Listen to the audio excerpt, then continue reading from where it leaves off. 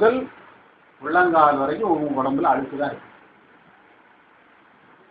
இந்த அழுக்கு அவ்வளவு நீக்கிறதுக்கு ஒரே வழி அக்னி, ஞானாக்னியை பெருக்கிறது தான்.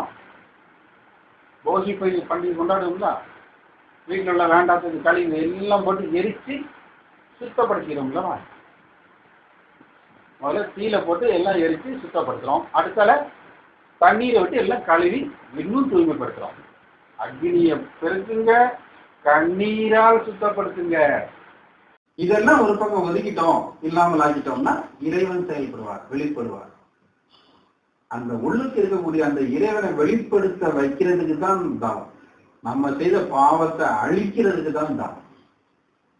நம்மை நாமே சுத்தப்படுத்துறது, தூய்மைப்படுத்துறது. நாம தூய்மை ஆனாதான் இறைவனை பத்தி நினைக்க முடியும், பார்க்க முடியும், உணர முடியும்.